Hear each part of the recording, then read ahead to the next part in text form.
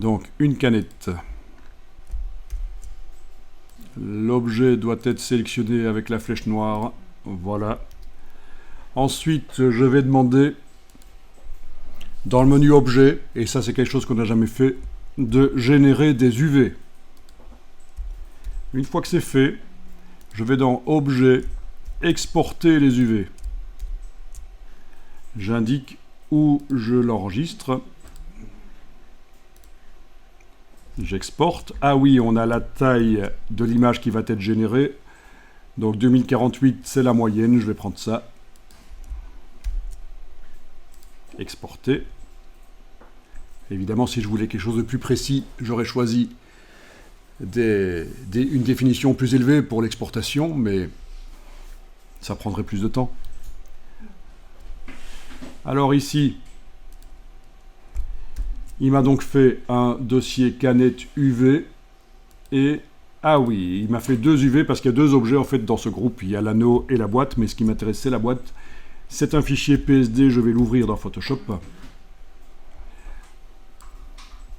Voilà.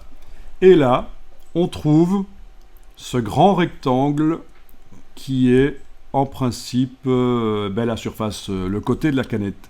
Mais là, je remarque qu'il y a quand même une courbure là. Donc le bord d'une canette ne serait pas tout à fait droit.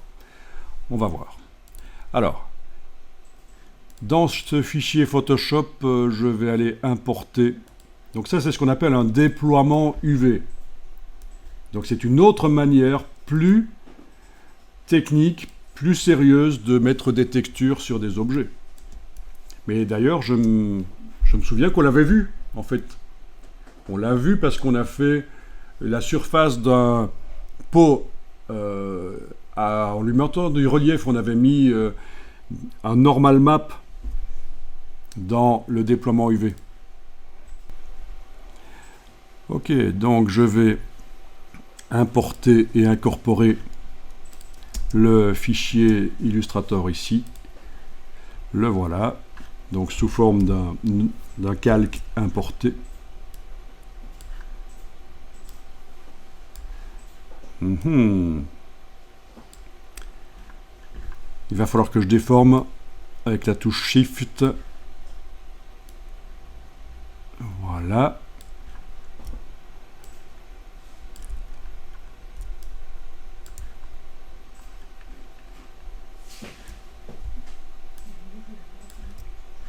Je valide.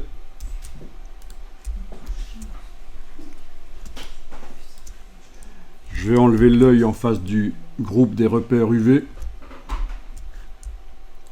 Je vais enregistrer ça en tant que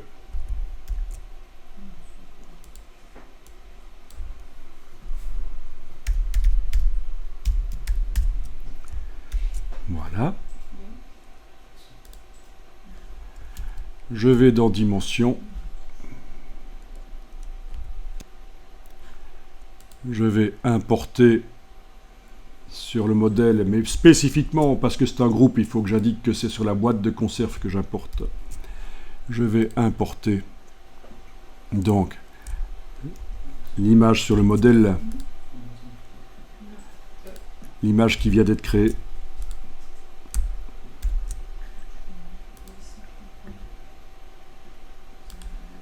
Voilà, et elle n'a pas voulu y aller.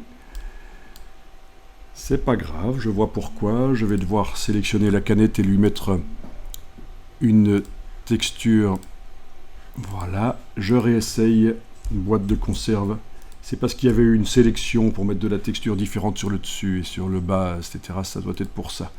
Placer sur le modèle, voilà. Voilà, elle y est. Et alors là, je demande mode fond. Voilà, fond.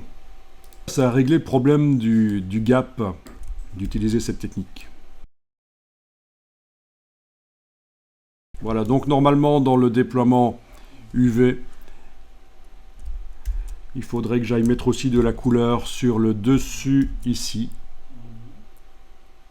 Je pense que pour un projet, ce que vous avez fait, c'était bien. C'est pas un problème qui est le gap.